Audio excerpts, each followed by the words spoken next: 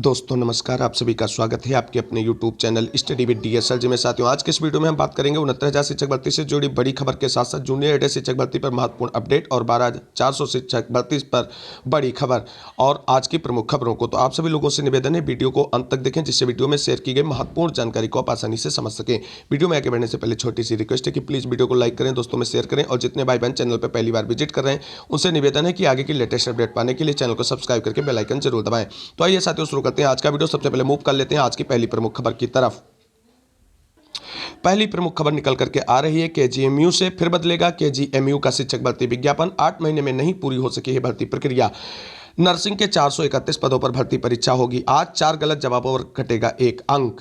संविदा डॉक्टरों की नियुक्ति में आरक्षण की गई अनदेखी। लोहिया संस्थान का मामला, आयोग से की गई इसकी शिकायत। इन सभी खबरों को विस्तार रूप से पढ़ने के लिए आप सभी लोग टेलीग्राम चैनल ज्वाइन करें और वहां पर सर्च करें study with DSL G without space, और वहां से इन सभी खबरों को आप विस्तार रूप से पढ़ सकते हैं। तो आइए मूव करते हैं आज की दूसरी प्रमुख खबर की तरफ। माननीय मुख्यमंत्री योगी आदित्यनाथ जी की महत्वाकांक्षी योजना हर परिवार को रोजगार देने की जो योजना है उसके लिए पोर्टल लॉन्च कर दिया गया है। हर परिवार को रोजगार देने के लिए पोर्टल तैयार। एक परिवार एक पहचान पत्र के लिए घर बैठे करें आवेदन। सरकारी योजनाओं के लाभ में होगा मददगार। 12 अंकों की होगी परिवार आईडी। राशन कार्ड धारकों को परिवार आईडी बनवाने की जरूरत नहीं है और परिवार आईडी बनवाने के लिए आपको लॉन्च पोर्टल पे ही ऑनलाइन आवेदन करना है। किस तरीके से बनेगी हर परिवार की रोजगार पोर्टल पर आईडी? तो परिवार आईडी के लिए आधारित ई-केवाईसी माध्यम से बनेगी और family-id.up.gov.in पोर्टल पर परिवार आईडी के लिए आवेदन किया जा सकता है। इसके लिए आधार आधारित ई-केवाईसी की सुविधा दी गई है।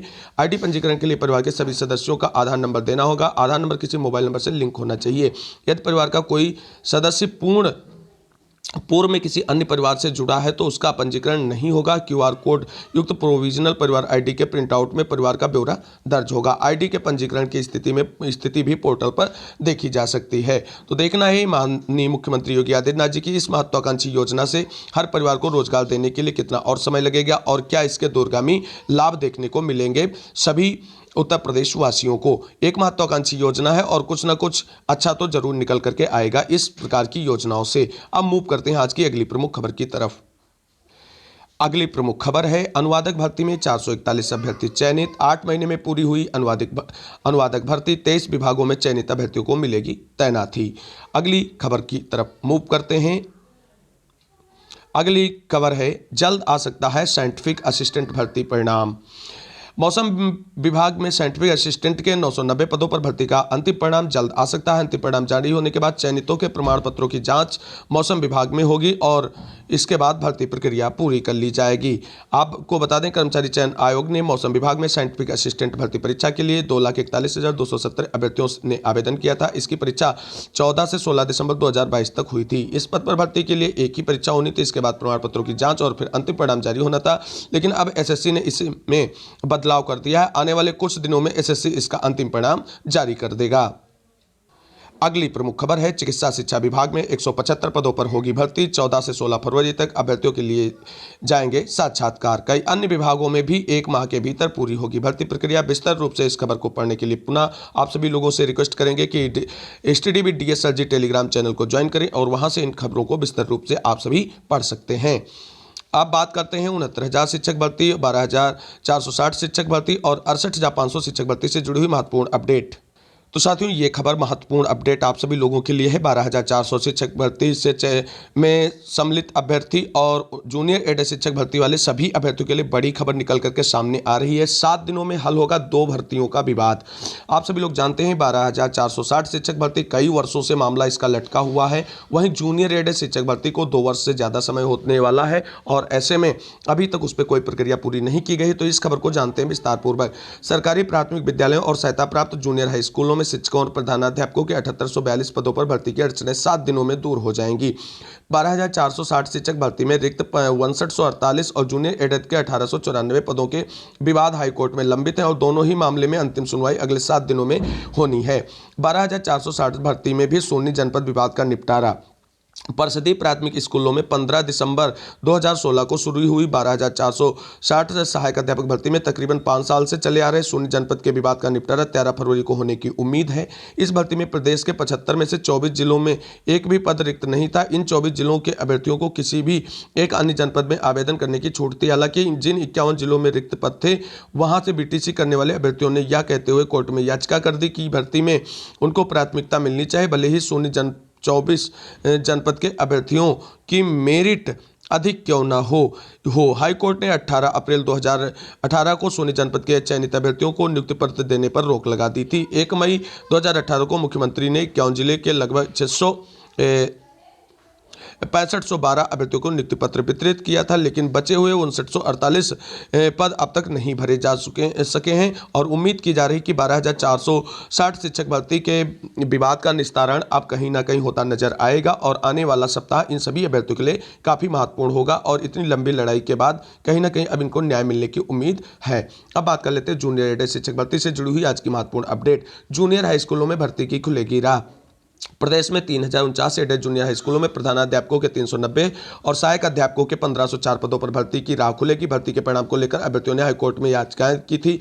इस मामले में अंतिम सुनवाई गुरुवार को होनी। यदि कोर्ट से हरी झंडी मिल जाती है तो रिक्त पदों पर भर्ती के लिए आवेदन की प्रक्रिया बेसिक शिक्षा विभाग की ओर से शुरू कर दी जाएगी। 17 अक्टूबर 2021 को आयोजित परीक्षा का परिणाम पहले 15 नवंबर 2021 को घोषित हुआ था। हाईकोर्ट के आदेश पर 6 सितंबर 2022 को संशोधित परिणाम जारी किया गया था, लेकिन उसके बाद आपको बता दें इसमें आगे का कोई प्रोसीजर नहीं बढ़ा है। और एक महत्वपूर्ण अपडेट आपको बता दें, जूनियर एडेड शिक्षक भर्ती में जो लोग सीट वृद्धि की बात कर रहे हैं तो वो बिल्कुल आप ना मानकर चलिए कि किसी भी तरीके से आपको बताते हैं विज्ञापन निकाला गया है, उतने ही पदों पर नियुक्ति प्रक्रिया पूरी की जाएगी और उतने ही पदों के लिए परीक्षा भी कराई गई है। तो अब इसमें सीट वृद्धि का कोई मामला नहीं बनता है।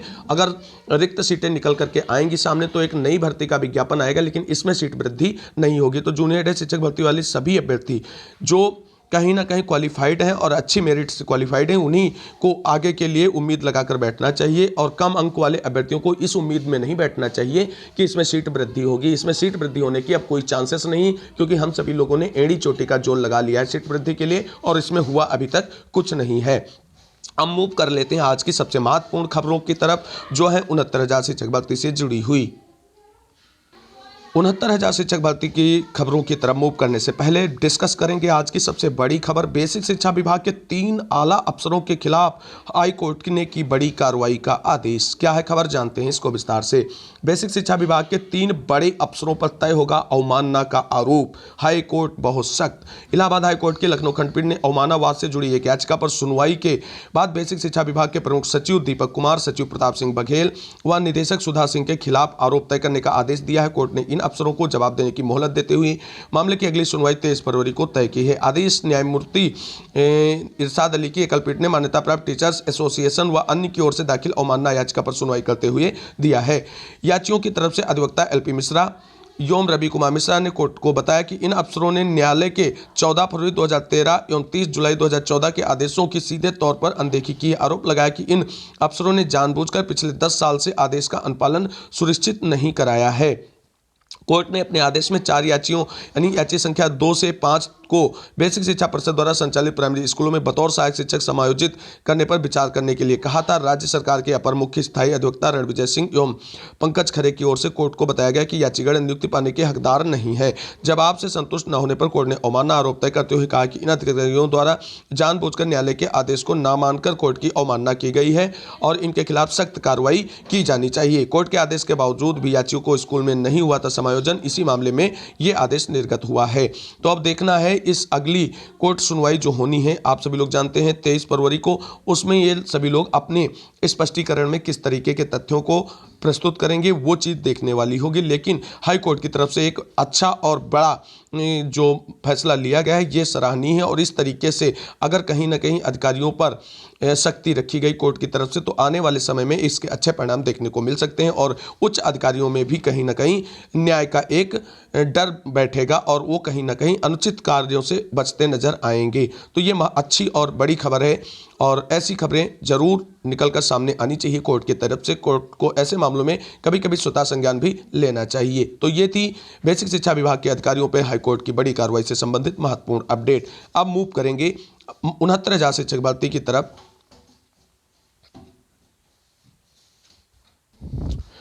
बात कर लेते हैं 69,000 शिक्षक भर्ती में हलफनामा मांगा, क्या है खबर, जान लेते हैं इसे विस्तार से। इलाहाबाद हाई कोर्ट ने 69,000 सहायक अध्यापक भर्ती में नियुक्ति की मांग से जुड़ी अवमानना याचिका पर राज्य सरकार से अनुपालन हलफनामा मांगा है। कोर्ट ने याचियों को 1 अंक देने के आदेश के अनुपालन का हलफनामा दाखिल करने के निर्देश दिए हैं। यह आदेश न्यायमूर्ति पीयूष अग्रवाल ने करुणेंद्र प्रताप सिंह चौहान और अन्य कई अभ्यर्थियों की ओर से दाखिल अवमानना याचिका पर अधिवक्ता अनुराग त्रिपाठी एवं राहुल कुमार मिश्रा को सुनकर दिया है। तो ये कंटेम्प्ट फाइल की जा रही लगातार आंसर की प्रकरण से जुड़ी हुई और उस पर हाईकोर्ट की तरफ से लगातार आदेश भी निर्गत किए जा रहे हैं कि इस पर तुरंत जो है कार्रवाई करते हुए हलफनामा सबमिट किया जाए। अब देखना ये कि कल की जो कंटेम्प्ट याचिका थी उस पर सुनवाई के दौरान ये हलफनामा सरकार से मांगा गया है। अगली कोर्ट सुनवाई तक देखना होगा कि हलफनामा सबमिट कर पाती है सरकार या उससे पहले बेसिक शिक्षा विभाग 69,000 शिक्षक भर्ती में आंसर के प्रकरण से संबंधित अभ्यर्थियों की नियुक्ति प्रक्रिया पूरी करेगा। और इसी से जुड़ी हुई महत्वपूर्ण खबर को देख लेते हैं। आंसर के प्रकरण में चयनित अभ्यर्थियों के लिए बड़ी खबर निकल करके आ रही हाईकोर्ट से। अतिरिक्त नंबर देने के आदेश का 17 मार्च तक करे पालन, क्या है खबर। इलाहाबाद हाईकोर्ट ने 69,000 सहायक अध्यापक भर्ती में गलत उत्तर कुंजी पर एक अतिरिक्त अंक दिए जाने के मामले में प्रमुख सचिव बेसिक शिक्षा दीपक कुमार व अन्य को 17 मार्च तक आदेश का पालन करने की मोहलत दी है। हाईकोर्ट ने कहा कि ऐसा नहीं किए जाने की दशा में अगली तारीख 17 मार्च को उपस्थिति हो और यह बताएं कि जानबूझकर आदेश की अवहेलना के लिए उनके खिलाफ अवमानना कार्रवाई क्यों न की जाए। सरकार की तरफ से कहा गया है कि आदेश के पालन पर विचार किया जा रहा है, 3 सप्ताह का समय दिया जाए। इस पर कोर्ट ने यह आदेश दिया है। यह आदेश न्यायमूर्ति पीयूष अग्रवाल ने अरुणेंद्र प्रताप सिंह चौहान की अवमानना याचिका की सुनवाई करते हुए दिया। याची की तरफ से अधिवक्ता अनुराग त्रिपाठी व राहुल कुमार मिश्र ने बहस की और याचियों को 1 नंबर देने संबंधी कोर्ट के आदेश का अनुपालन नहीं किया गया तो प्रमुख सचिव बेसिक शिक्षा दीपक कुमार और सचिव परीक्षा नियामक प्राधिकारी अनिल भूषण चतुर्वेदी के खिलाफ अवमानना याचिका दायर की गई। कोर्ट ने गलत उत्तर कुंजी को चुनौती देने वाली याचिका पर याचियों को 1 नंबर देने का निर्देश दिया था। मैंने कल की वीडियो में आप सभी को बताया था कि आंसर के प्रकरण में आज हाई कोर्ट इलाहाबाद में एक कंटेम्प्ट याचिका पर सुनवाई होनी है और वहां पर आप सभी को बता दें एक बार पुनः जो है 3 सप्ताह का समय ले लिया गया है बेसिक शिक्षा विभाग के अधिकारियों की तरफ। लेकिन इन्हीं 3 सप्ताह में अगर कार्रवाई नहीं की जाती आंसर के प्रकरण में चयनित अभ्यर्थियों की नियुक्ति प्रक्रिया पर तो कहीं ना कहीं अधिकारियों को स्वयं उपस्थिति होकर उनका जो है स्पष्टीकरण देना होगा और पूछा जाएगा कि आपके खिलाफ हाईकोर्ट की अवमानना का केस क्यों न चलाया जाए। प्रमुख सचिव बेसिक शिक्षा व उप परीक्षा नियामक को मिले हैं 3 सप्ताह और इन्हीं के समय अंदर पूरा करना है इन्हें भर्ती प्रक्रिया। 69,000 शिक्षक भर्ती मामले में दायर की गई थी यह अवमानना याचिका। इसी से जुड़ी हुई और महत्वपूर्ण खबरें आप सभी लोग देख सकते हैं। सहायक अध्यापक भर्ती मामला, प्रमुख सचिव बेसिक शिक्षा को 17 मार्च तक आदेश का अनुपालन करने की मोहलत। बाकी खबर आप पूरी ऊपर पढ़ ही चुके हैं। अगर इन्हें आप विस्तार रूप से पढ़ना चाहते हैं तो मैंने बताया है कि इन सभी खबरों को आप टेलीग्राम पर जाकर के सर्च करें study with DSLG without space और वहां से इन सभी खबरों को विस्तार रूप से आप पढ़ सकते हैं। तो साथियों अब मूव कर लेते हैं 69,000 शिक्षक भर्ती के बहुप्रतीक्षित मामले की तरफ जो है 6800 मामले में कोर्ट ऑर्डर को लेकर के। देखते हैं कोर्ट ऑर्डर पे आज की क्या महत्वपूर्ण अपडेट है। क्या 10 फरवरी को कोर्ट ऑर्डर आएगा या इसमें और विलंब होगा, इन खबरों को जानते हैं विस्तार से।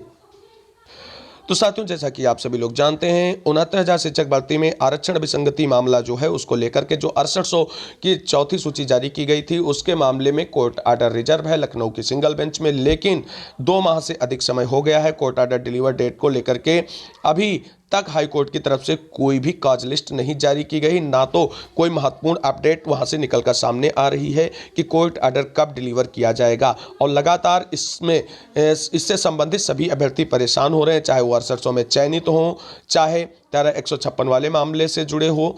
ये सभी अभ्यर्थी कहीं ना कहीं परेशान हैं और बेसिक शिक्षा विभाग की भी मुश्किलें बढ़ती नजर आ रही हैं क्योंकि आप सभी लोग जानते हैं कि आंसर के प्रकरण पर लगातार हाई कोर्ट की तरफ से दबाव बना हुआ है। NOC मुद्दा भी अभी फंसा हुआ है और ये सारे मुद्दे जो शासनादेश जारी किया गया है कि 13156 के आदेश के अधीन रहेंगे, तो ऐसे में इन सभी मुद्दों का निस्तारण भी कहीं ना कहीं 6800 या 13156 वाले मामले के कोर्ट ऑर्डर पर निर्भर है। और इस प्रकार बेसिक शिक्षा विभाग की मुश्किलें भी बढ़ती अब नजर आ रही हैं इस मामले में।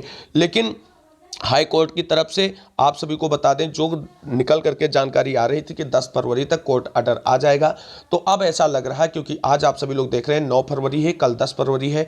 ऐसा नहीं होगा कि आज काज लिस्ट आए और कल कोर्ट ऑर्डर डिलीवर कर दिया जाए। 3 से 4 दिन पहले काज लिस्ट जारी की जाती है किसी भी ऑर्डर को डिलीवर करने के लिए या किसी भी कोर्ट सुनवाई डेट के लिए। ऐसे में आपको बता दें अब आप मानकर चलिए 10 फरवरी को भी कोर्ट ऑर्डर आने के चांसेस नहीं दिख रहे हैं। हाँ, सडनली अगर माननीय OP Shukla Shukla sir single bench में बैठें और विदाउट कॉज लिस्ट जारी किए हुए कोर्ट ऑर्डर डिलीवर कर दें, तो ऐसे में हो सकता है कल आ जाए। वरना अब आपको बता दें 10 फरवरी को भी 6800 या 1356 वाले मामले में कोर्ट ऑर्डर डिलीवर होने की संभावनाएं बिल्कुल समाप्त होती नजर आ रही और हम सभी का इंतजार अब बढ़ता जा रहा है। साथियों, आप सभी को पहले भी मैंने बताया है, आज भी बता रहा हूं कि कोर्ट ऑर्डर अब तभी आएगा जब माननीय ओपी शुक्ला सर चाहेंगे, क्योंकि वो अभी सिंगल बेंच में कोई भी मैटर नहीं देख रहे हैं और जब वो सिंगल बेंच में आएंगे तभी हमारे लोगों के कोर्ट ऑर्डर डिलीवर डेट को लेकर के कॉज लिस्ट या मेंशनेशन जारी किया जाएगा और उसके बाद कोर्ट ऑर्डर डिलीवर होगा। आप सभी लोग जानते हैं अपना मामला जो है सिंगल बेंच में ही सुना गया है, सिंगल बेंच में ही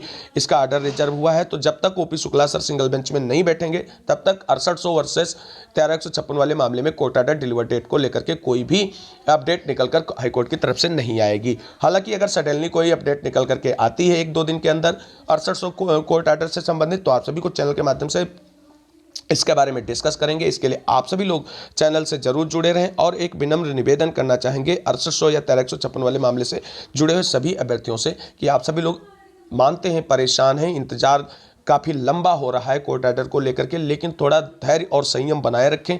कहीं ऐसा ना हो कि हम सभी लोगों का धैर्य और संयम टूटे और कहीं ना कहीं कुछ सकारात्मक चीज़ें जो अभी तक हम लोगों ने अपने संघर्षों के दम पर पाई हैं वो कहीं ना कहीं अनावश्यक रूप से डिस्ट्रैक्ट होकर के दूसरी तरफ चली जाएं। तो इन सभी चीज़ों से हमें बचना है और इंतजार ही कर सकते हैं कोर्ट ऑर्डर को लेकर के, बाकी उसमें किया कुछ नहीं जा सकता है। कोर्ट ऑर्डर तभी आएगा जब हाई कोर्ट के माननीय ओपी शुक्ला सर चाहेंगे, जिन्होंने हमारे ऑर्डर को रिजर्व किया है। हालांकि आ जाना चाहिए था अभी तक कोर्ट ऑर्डर, क्योंकि सारी प्रक्रियाएं पूरी हैं, कोर्ट ऑर्डर के बताया जा रहा है लिखा जा चुका है, लेकिन अभी तक क्यों नहीं डिलीवर हुआ, तो इसका यही एक प्रमुख कारण है कि OP Shukla sir single bench में आते ही 6800 कोर्ट ऑर्डर को सबसे पहले डिलीवर करने के बारे में डिसीजन लेंगे। तो ये थी आज की कुछ महत्वपूर्ण अपडेट। अगर आपकी कोई क्वायरी है, कोई क्वेश्चन है, तो आप ज़रूर कमेंट करके हमें बताएं, उसका यथासंभव सॉल्यूशन आप सभी को डिस्कस करने का प्रयास करेंगे। इस वीडियो को अंत तक देखने के लिए आप सभी साथियों को तहे दिल से शुक्रिया, बहुत बहुत धन्यवाद। मिलेंगे अगली वीडियो में, तब तक के लिए आप सभी साथियों को जय हिंद, जय भारत, वंदे मातरम। आप सभी साथियों का दिन शुभ हो।